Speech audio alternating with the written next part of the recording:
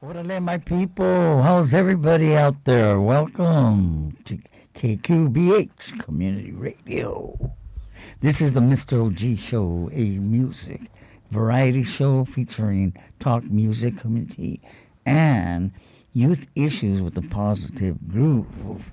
And I am yours truly, Yosef Sanchez, a.k.a. JoJo, Mr. OG, which stands for Opportunity Giver. And I'm Julie Matsumoto. You're listening to KQBH 101.5 FM, broadcasting live from Boyle Heights. We have a very exciting show lined up for you today. Our in-studio guest is fashion designer, artist, Rene Camarillo. Welcome, Rene. Thank you so much for having me. I really appreciate this. Oh, we're really excited to have you here with us. And we're also really excited to have Hugo, young filmmaker Hugo Gomez. Welcome, Hugo. Hugo's actually filming our show today. Absolutely. So we're really excited, and thank you, Hugo, for being here also. So, Mr. OG, this is really exciting. It's a very special show. Yes. So, just real quickly, I just wanted to again mention before we get into our interview with Rene that we are launching our mental health project, empowering Latinx youth through the lens as mental health advocates. So if any of you listening out there are interested in being part of that, we have participants from 16 to 24 from the east side of LA County, or LA County residents. Yeah. And we're really addressing the stigma of mental health in the Latino community and empowering young people to be advocates and help other young people and raise awareness about mental health issues. And we have the right person to be here this morning. It's awesome to see what has developed in Rene's life. And as a 12-year-old, carrying his sewing machine through the streets, the jungle, and staying faithful to his calling. And today he's such a trooper, man. We're so blessed by him. And you know, he's part of the family operation Street Kidz Entertainment. Yes. And, so welcome, bro. We just really, really appreciate you being here. Yeah. Again, thank you so much. I'm really excited to start talking about community and arts, and thank you so much for your time again. Yeah, I wanted to start off with your early years. Let's take a look at when your early work. Or when you realized art and fashion were important to you? Predominantly when I was in high school, specifically a sophomore, I started disliking all the hand-me-downs I got from my older brother, and I started trying to tighten the clothing and just basically experiment. I always thought clothing in high school was such an honest representation of self, and it's sort of interesting to see how clothing affects people in society. Absolutely. It's like the end thing. But definitely high school. High school is when I experimented with clothing the most. I think anyone who knows me at a young age knew that I was definitely wearing a lot of things I made myself, and they were a little bit more avant-garde than what I wore today. But like I said, clothing really challenges society, and there's a lot of memories I have of wearing skirts on public buses and wearing certain garments that I made myself, which really made people feel a specific way. Mm-hmm. But it's super fascinating to me. That is really something. I've been noticing that a lot of news commentators, via TV or internet, they're all wearing these skinny ties now. I remember those ties back in the '60s, and. It's interesting how it repeats itself. Rene, can you share where you grew up? Where you grew up and went to school? So my hometown is El Sereno. I grew up in East LA specifically. So common communities were like Lincoln Heights, Boyle Heights, and El Sereno.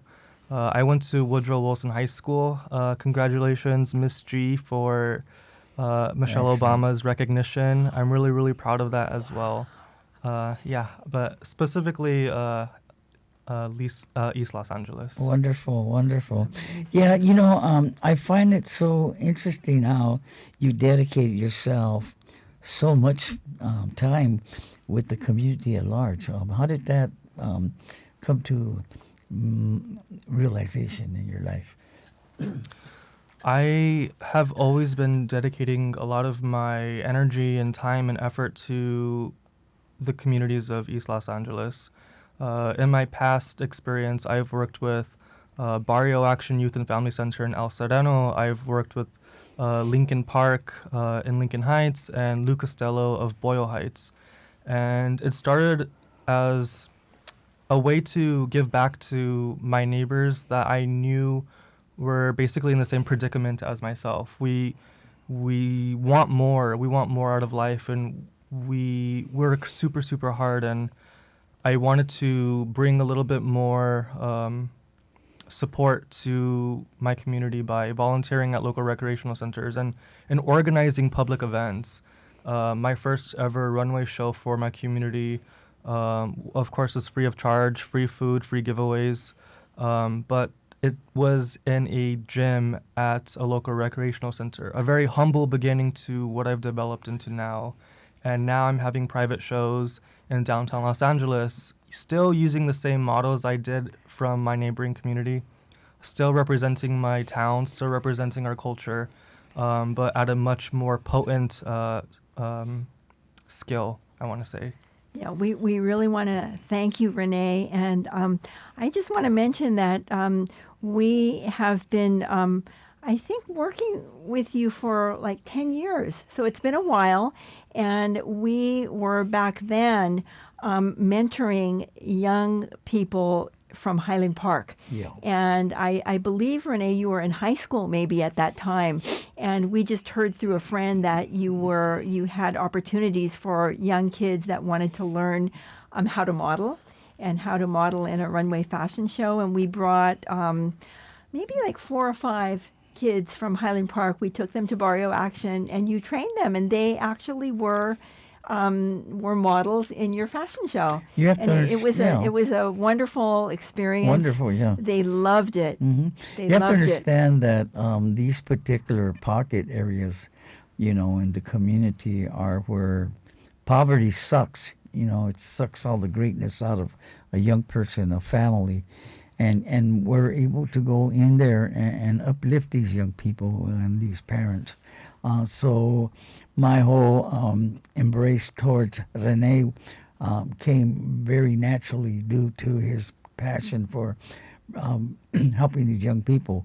And he's using our entertainment. I mean, to the runways that my 4-year-old granddaughter, when he did his runway, she had her thumbs up and she was all excited, you know. And I mean, that's what it's really all about. And Rene, I just want to thank you for that. And then why do you think you find yourself so much given time to your community? I think my world sort of revolves around art and fashion magazines or design magazines. So it's something that I've been studying for a while, self-studying, I want to say.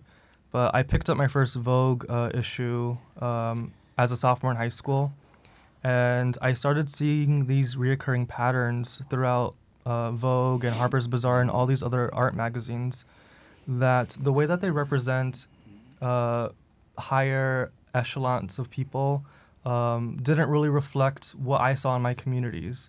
I didn't feel represented, or what I was reading through these magazines really did not highlight any realistic relatability. Yeah. So it was my idea as a sophomore in high school to try to have my very first runway show for the community. I was a sophomore communicating with American Apparel at the time to give us free T-shirts to give out to the community, which we got accomplished. I spoke to Costco and Target to see if we can probably get food donations, which we got accomplished. a stage was ordered. I did patterns and sewing for, I think it was like a 12-piece collection.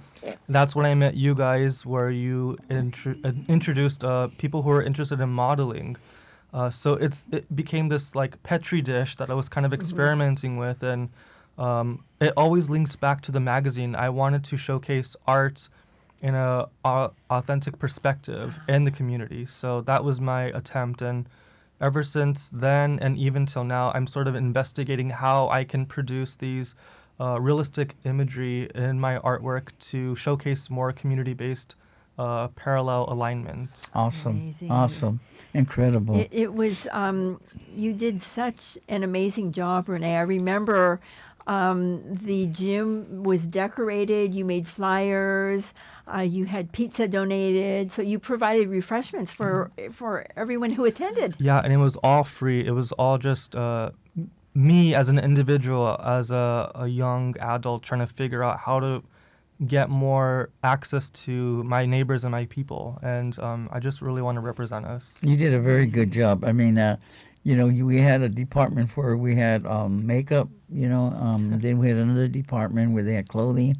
I mean, it was fantastic, I believe that one of the best ones, they were all best, but the one that I really enjoyed was the lowrider, or the Zook Zook runway. That was really, really extremely awesome. Yeah, what came about with that? I mean, how did you figure? That was Lou Costello Park Lou in Costello, Boyle right? Heights. Yeah, it was a great event. Yeah.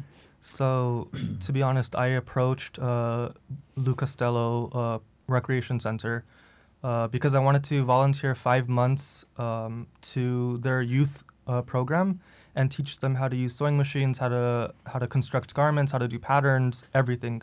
Basically, it's this insight on how to do runway show production. So I wanted to introduce some history, some community history into what I'm doing, as always. And one of the topics that the students and I enjoyed was the Zoot Suit riot, or the Zoot Suit era in the 1940s. Which has a lot of cultural and historical ties to like East Los Angeles and Lincoln Heights specifically. But what we did is we organized the collection based off of like the Zoot Suit era, and I want to explain how every student involved in that was extremely eager to perform and to create, awesome. and it was absolutely amazing. I also, something that I will never forget working at that time, one of the students, unfortunately, he had a family member pass away. And even though it was a very rough, critical time for that student, even the day of the funeral, he came right after to the runway show to contribute, to create, to learn. And I'll never forget that. So that's to the me, power. That means that they are invested in what I'm doing and what they're learning, and it's this beautiful transaction. It meant a lot to them, and it's something that they might not get that opportunity from school, but it was you had the lowrider vehicles back in the day, from the Zook Zook era. I mean, it was fantastic. And you had the a dress. beautiful photo shoot, and yes. You had makeup artists and the wardrobe and everything. It was really amazing. And I believe that fantastic. It's like one of the first projects that came into the community for these young people. I mean, you could see the joy of them, just a flash of just joy all over their faces, It was so exciting, It's super. But also, you just mentioned it now. The reason why I also do this is because there's nothing like this that exists. Right. I think a lot of East Los Angeles youth think that the only way to go to college is to be really good at sports and get a sports scholarship. But I think we don't invest enough in art and craft. And we are people that have so much technicality and craft into our work. I mean, if you look behind any kitchen, you'll see a lot of immigrants cooking, sewing, designing, producing. All these craft traditions still exist. And it's really interesting how in East Los Angeles you don't really see an investment for youth. Even as a kid, when I knew I wanted to have a career in a creative space, I was always told you have to have a backup plan. You're not going to live off of that. But so far, I've ignored all of that, and I've invested all of my time into it, and it's working out. And Rene, you've really been a pioneer in bringing the arts and fashion to the communities and to the youth. And it's something that we strongly believe in, that all young people should be presented these options through school, through career days, and see successful designers like yourself, that they can know about, that they can pursue Absolutely, that avenue as well. Absolutely. Throughout the years, it's been, something that, has always been a negative, and that is that you have these doorkeepers, gatekeepers, they call them, right? And they just don't really invest in the substance, the monies, the grants that they're given to be able to spread it out to the youth and develop something productive for them. And then also, Rene, for the youth and the teens that they may not want to be a model, you had them doing research and producing the event. So they actually learned how to produce a whole fashion show event with music, and then the music was of the era and all of that. So can you comment on that, about how you got them to do all the different components of putting on the event? Absolutely. Like I said, again, it's this runway show production. So there's multiple aspects, a small gear in this whole mechanism of a production. So students who are not really invested in sewing, who were showing interest in music, compiled the music playlist for the whole event. Again, because it was during the 1940s, they were researching and developing an insight on what people were listening to in the 1940s. People were organizing the actual layouts of the runway show. We had people designing how the show was going to take place, what were the decorations. We had people working with the DJ to figure out, again, like mixtapes. Music, people were sewing, designing. Other people were figuring out the model set list of who's going to walk first, where they're going to change into. So it's this whole charades of figuring out this whole puzzle piece, and that's the most exciting part. You're listening to the Mr. OG Show, Opportunity Giver, and we're so excited to be able to interview and be in the set here with Rene, fashion director. Jolie, why don't we just go ahead and meditate on what we just spoke on and play a song here. This is one of Rene's chosen few. You're listening to the Mr. OG Show here at KQBH Community Radio. Our in-studio guest today is fashion designer and artist Rene Camarillo. Welcome. Thank you, Rene, for being here with us. This is fantastic. We want to have you talk a little bit about your education. I know that during high school or at a young age, you were pretty much a self-starter, learning about fashion and just creating things on your own. But then you went on to Trade Tech, Cal State LA. We know you went to North Carolina. Can you talk a little bit about your education? Of course. So I want to say my early education came from reading and stealing a bunch of art magazines I couldn't afford at the time in high school. But one of the earliest memories I have as a junior in high school is going to FITM and meeting with their advisor. Wow. And I was this quiet, almost mute teenager, and he immediately told me, like, this isn't the right fit for you. We can tell you're not going to be a good fit for this school because you're not bouncing off the walls, you're not colorful, you don't fit in here. And so I remember being really, really taken back by that.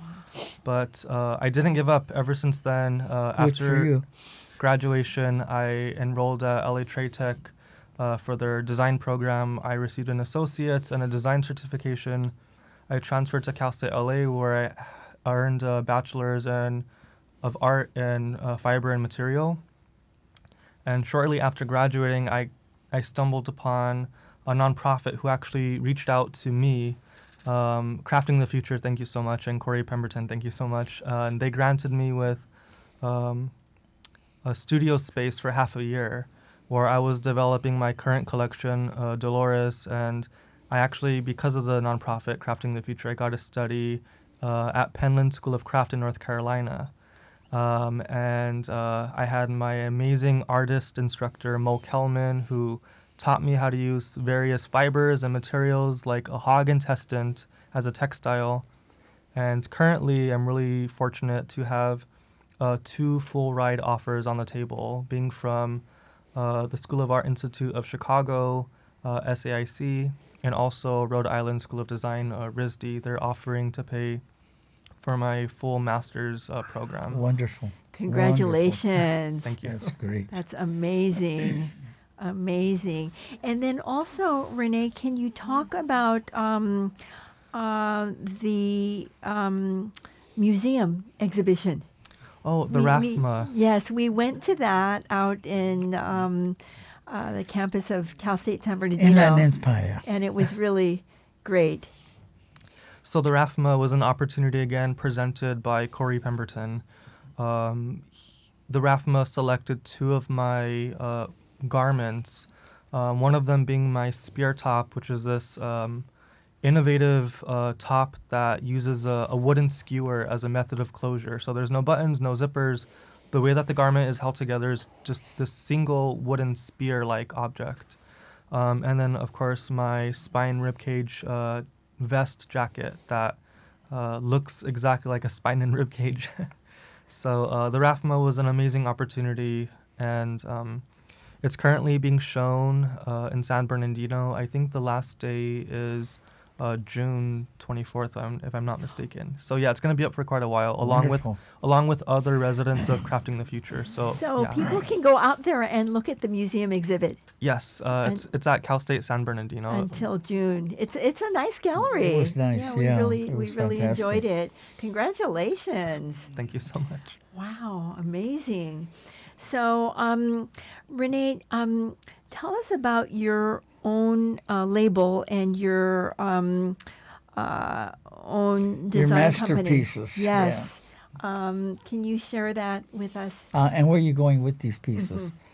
So I sort of created the design label that I go by as Destacarse, Destacarse, which is a Spanish word which means to stand out and be different. My first collection using the Destacarse label was in 2017 with my Sinnerman collection, which was inspired by human sexuality and binary oppositions regarding gender. But Destacarse is sort of my creative project, which to me, every work that I produce under Destacarse is this investigative research in my community. So all the garments I produce, all the runway show storytelling is all inspired in one way or another by community, heritage, culture, specifically Chicano references. But I started in 2017, and I'm still currently working on a collection that I hope to showcase this year called Dolores. It's inspired by a lot of biblical references, anatomy of clothing and anatomy of humans, so I'm really excited. That is fantastic. I just can't wait to join Rene, in with can you. you share your website and how people can Get a hold follow of you on social media? Yeah, of course. So my website is destacarse.shop. It is DESTACARSE.shop. My social media is destacarse.designs. That's DESTACARSE.designs. And then my personal Instagram account is OWOW. That's 0H.W0W. Great. Wonderful. And we just want to invite everyone to take a look at Rene's social media, because his two pieces that he has in the museum, you could take a look at them. They're really amazing designs. Yeah, they're one of a kind. I mean, it's really amazing how you're staying true to your calling, your mission, and not allowing any of these people throw water on the flames that are burning within you. I mean, And then the ice cubes, that people throw. Yeah, and then representing your culture, the Latino Chicano culture and community. It's really great. What? Well, as I'm thinking here, I'm thinking about the young man that his father brought him down from that fire that was up north. and his name is Angel. And when Angel came in, Angel was kind of he was depressed of life and depressed of what had happened back at up north and that crazy fire up there. And so he came to spend a few months with his dad, and we just invited him and threw him in there with Rene, and he just fell in love with the work that Rene was doing, and he got in there and he started learning how to sew. Now he has his own sewing machine. He tells us, Angel was a young teen, and he participated in Rene's Lincoln Park fashion show project. Right. And maybe you can comment on what Angel did during your. What did you find in him? I mean, you were able to spot something in him. Well, I don't know. I think children or young adults specifically are at the age of discovery still. They're figuring out the world and they're figuring out what they want to do with the rest of their lives. Mm-hmm. I think one thing that I have an aptitude for is like nourishing like creatives. So Angel was, again, going through these hardships, and he participated in the runway show. He was sewing garments that he made himself on an industrial sewing machine. So I got the opportunity to teach the students how to use industrial machines, the ones that have motors like cars. They're not like the little home ones. But Interesting. He excelled. He did the show. After the show took place, I know he had all this energy, so he invested in a small sewing machine. And to this day, he's still creating and crafting and producing. And I know it's because of these programs that I'm implementing in the community free of charge. Yes. Yeah. Not only is it mentorship, but I'm teaching students and youth how to use lifelong lessons and technicality and things like this. But it's little volunteer work and dedication to the community like these that really shape and invest in the well-being of our community. That's right. And I always believe that it's creatives that can change the world the most. Right. That's fantastic. Yeah, and then, we do want to share with everyone that we did get feedback from his father. So he was up north with his mom, and their home burned down in Paradise, California. And so he came down here with his dad for a few months. But his dad shared with us that the experience, Rene, of Angel working with you in the Lincoln Park Fashion Show project, it changed his life. It was life-changing. Changed his life, Life-changing. and he developed confidence. He has his Passion. own sewing machine, and he's creating. So we want to thank you for that. It's really a great success story. And so, go ahead, Jay. Oh, so Rene, we know that you're really curious and that you incorporate things from the community and your world into your designs. What is it that you find interesting, and how do you incorporate things into your designs and your art? So I think the originating factor always comes from a personal level. So my very, very first runway show collection I presented to the public was called The Boy Who Dreamt of Losing Teeth, and it was shown at the Reef in 2015. We were there, yeah. It was inspired by my exit from a mental hospital. I was in there for, I want to say, maybe 2.5 weeks. Then the next show after that was Sinnerman, a spring-summer show shown also at the Reef. That was inspired by gender and binary oppositions again, which also, of course, comes from my own self-identification.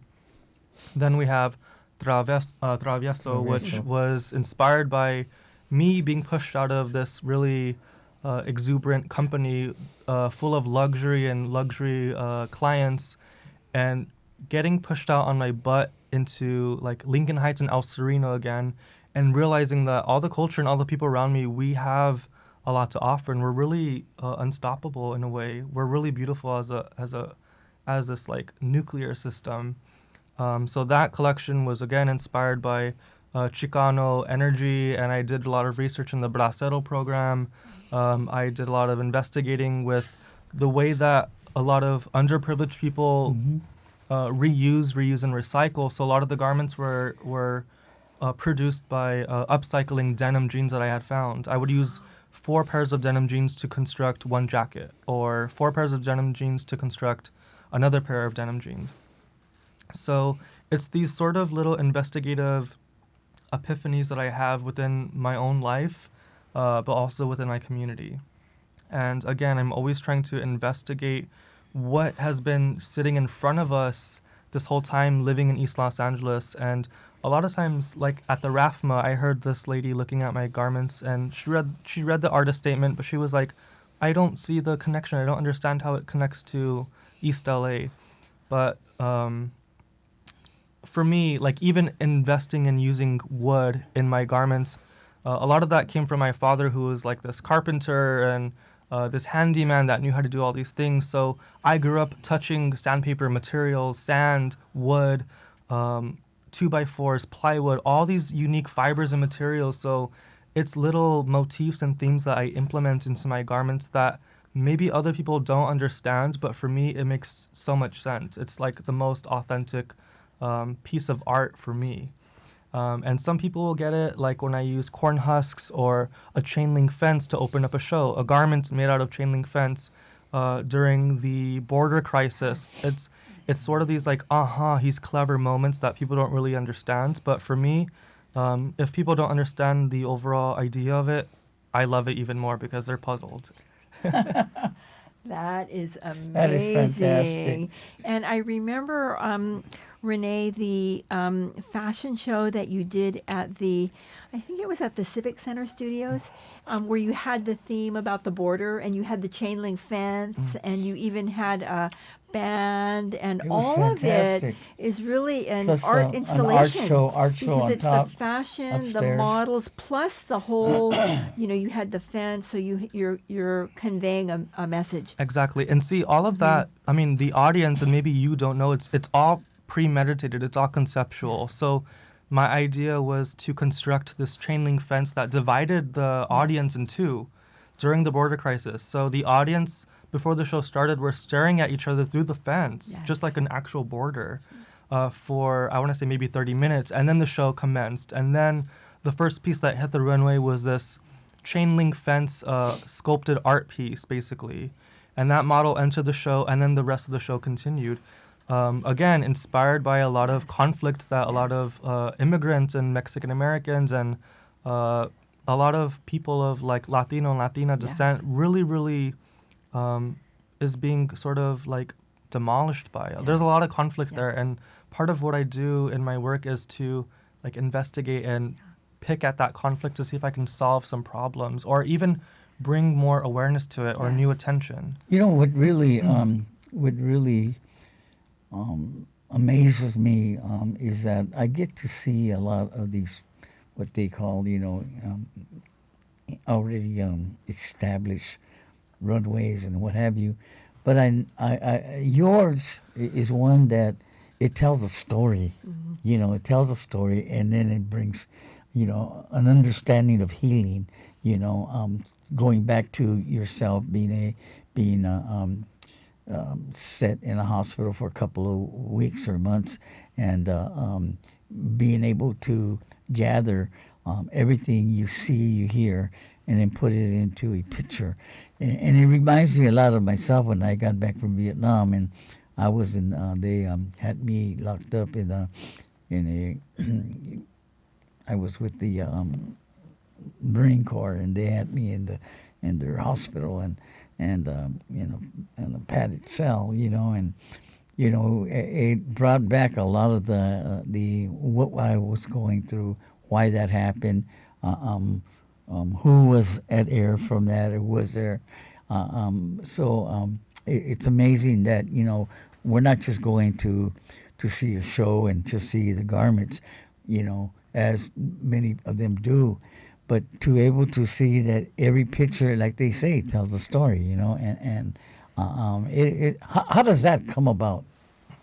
So, again, because of my early connection with all of these art and fashion magazines, it's very exclusive and repetitive, and it's the art world is such a privileged world, and the fashion world is even more exclusive, even more privileged. So I always constantly want to invest my culture, because I think what I do, to be honest, is never going to be featured in any high fashion magazine. One, because high fashion magazines are super exclusive, and they only feature Eurocentric designers and brands, which, to be honest, they're bland and boring. But two, it's because I think it's too radical to showcase piece inspired by a border crisis or the kids trapped in cages. I think it's too radical, and people don't really want to rock the boat too often, especially when these magazines and Eurocentric visions are in power and in structure. And another thing that is also exclusive that I'm realizing is this art world.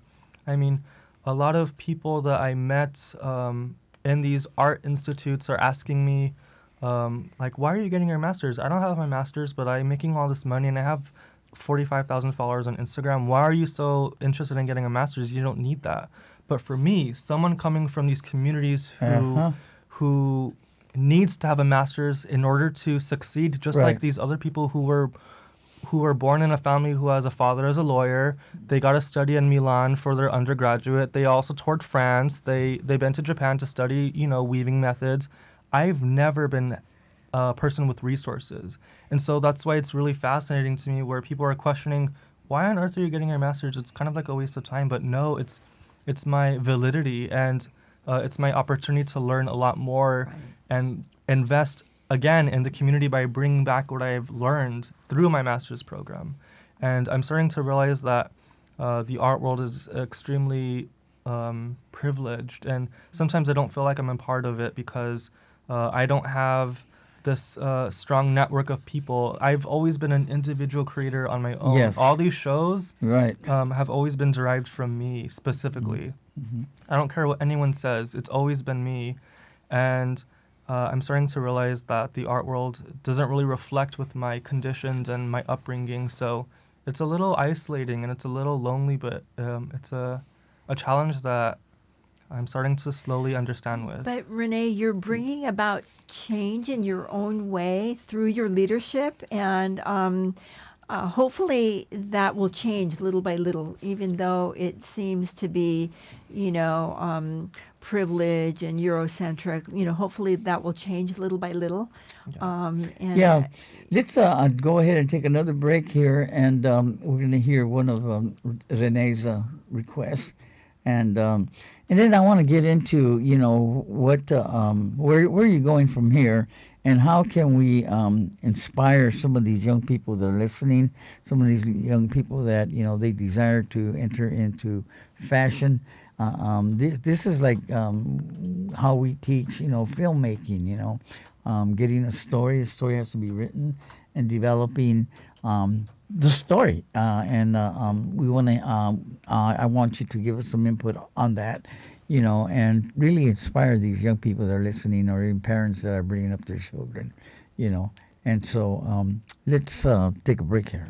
Our model basically has always been to reach out and pull somebody out of the gutter, or out of the gutter of their imaginations, where they're fed all the time that you cannot do it, that's impossible, you don't have the money, you don't have the skills. You got people that are dream killers, and I always teach the young people that they need to run as fast as they can, little man. And the thing is that that's so vital to be being raised in a negative environment, in the eyes of people, when you begin to find out that it's not a negative environment, it's a beautiful environment. It's what you make it. So we're going to get into the subject here. We've really had the good fortune, Rene, of having young people interested in modeling that have been able to participate in your fashion shows and whatnot. And I know that for the youth that we work with, sometimes like, I wish I could be a model, but I don't fit. Like you talked about the Eurocentric, stereotype about being tall and thin and so forth. Like I could never be. We had one young girl who was Asian American, and she said, I just can't be a model because I'm too short. And you're someone who has embraced everyone and really encouraged artists and models, and even helped them develop their portfolios. And it's something that, we need more of. So if you could comment on that. Absolutely. So I want to begin by stating that every project, every show, every photo shoot campaign that I've ever worked on, 95% of those projects are all using models or people who want to be models for my community. Those people who are rejected from agencies because of their height or because of their skin color, because of their weight or other details. I do remember when I was doing my runway show, The Boy Who Dreamt of Losing Teeth in 2015, I was showcasing during LA Fashion Week with other designers, and every other designer had models who were like extremely slender, the typical model basically. And one of my models before the show was pulling me to the side and telling me, I don't know if I want to do this anymore because I don't really look like anyone else that's modeling. And I remember telling them, well, that's exactly why I need you, because the collection itself is much different from every other designer's work. That's right. And That's right. I need the authenticity of my community in the show as well. So everyone from my collection that year was someone from East Los Angeles specifically. That's fantastic. And even to this day, I don't really use models that are from agencies. I want to offer more opportunities for people in my community, again, to build a portfolio, to get jobs, to land opportunities. And it's this whole network system that I want to strengthen for us. That's great. So how do they follow that pathway? Say someone that's 15, 16, 17, 18, some that are in college. How do they follow that pathway? Well, it's a reoccurring network, I want to say. Most of the people that work with me have worked with me since the very beginning, since the show I had in a gym at a recreational center in high school. That's the beauty of it all. It's this truly authentic, unmatchable network system, just through the community itself. And it like I said, it's getting a little bit more potent. It's getting stronger, and it's just the evidence of team building, basically. You're building a great network. Yes, it's of happening. Artists, of happening. models. And I want to also mention, Rene, that we worked on a short film. It happened on Brooklyn Avenue. And Rene Camarillo was Yes. the costume designer, wardrobe director for the actors. And we were... found actually Hugo was also present, so Hugo helped out with that shoot, and I think Hugo was a dancer, wasn't he? so we there was actually a dance scene, and we needed a lot of background actors to be dancers, and it was a period piece. So we want to thank you, Rene, for really doing a fantastic together, job. yeah, absolutely. And everyone really loved it. They really enjoyed it. And the beauty of that is that he met a young man that wanted to be, pop dancer with spinning in his head and all that. But Renee got him, and he was showing me some photographs. That was fantastic how he, was able to utilize that young man as a model. As a model. That was fantastic. Yeah. So here, I want to be able to express, for those of you that are out there listening, your listeners, we want you to make contacts with Rene or myself and Jewel, and let us know, if you are thinking of it or you want to. That's what we're looking for. If you want to and thinking of it, then we will embrace you and walk you through the proper pathway for your destiny. Especially now, in the area of fashion.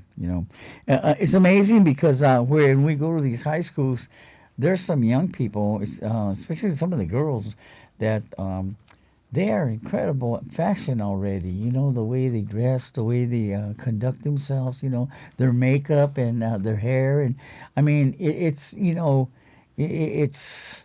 amazing.